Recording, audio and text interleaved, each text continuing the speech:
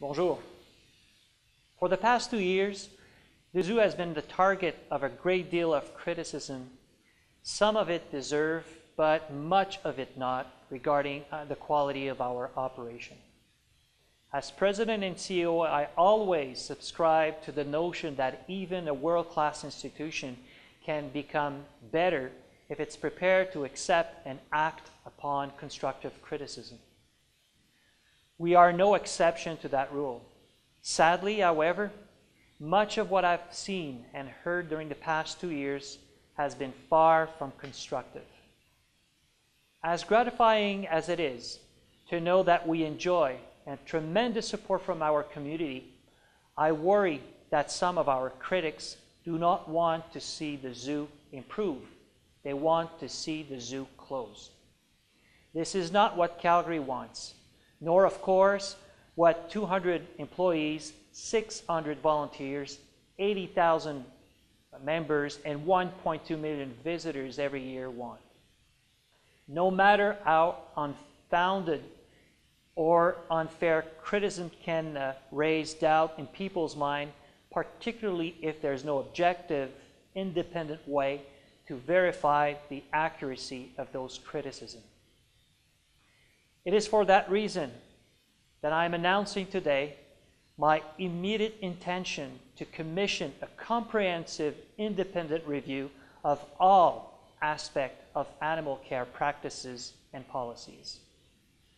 On Monday morning, I will contact the President and CEO of the Association of Zoos and Aquarium in Washington, D.C., and the Executive Director of the Canadian Association of Zoo and Aquarium in Ottawa.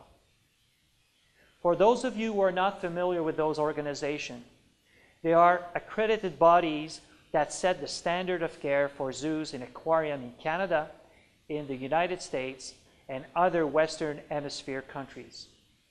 The AZA also provides leadership, guidance, and training for professionals in more than 200 institutions across North America, including the largest and the most highly regarded facilities on our continent, such as the San Diego Zoo, the Bronx Zoo, and Disney Animal Kingdom. I will be asking those two organizations to appoint a joint panel of highly qualified individuals, completely independent from the Calgary Zoo, to conduct a thorough review of all aspects of care at our institution, including staff training, staff experience, staff recruitment, veterinary care, policy and procedures, and any other aspect, any other facet of our animal care operation they believe to be relevant for this inquiry. My objectives in this process are threefold. The first one is to commission an expert assessment of the quality of our animal care that will provide an authoritative, unbiased, and knowledgeable perspective on the standard we have in place and the improvement that we can implement. The second objective is to maintain the strong support we have enjoyed from this community and to reassure Calgarians that they can continue to have confidence in this institution. The third and last objective is to recognize the incredible work done by so many of our staff and volunteers, which has been the target of much unfair criticism. When this review will be completed, a summary of its findings and all of the recommendations arising from it will become available for Calgarians. We have never taken the support of our community for granted, and we do not intend to do it now. The animal death we have witnessed over the past 2 years have been cited by our critics as example of something going wrong at the zoo. To continue their support for this institution, our community needs answered. No more accusation, allegation, or irresponsible criticism, but documented facts that will give them good reason to maintain their confidence in us. The review I announce today will provide those facts.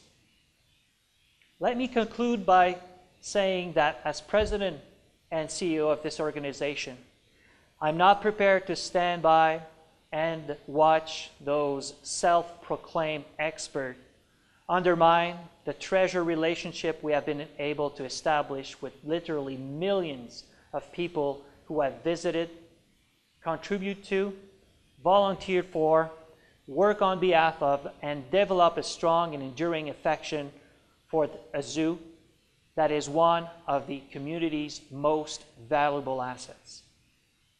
By linking together a series of unrelated incidents in an effort to establish some kind of a pattern, many of these critics have attempted to further their own agenda of manipulating public opinion and diverting attention away from the vitally important work that zoos, including the Calgary Zoo, do for the protection of animals and their habitat.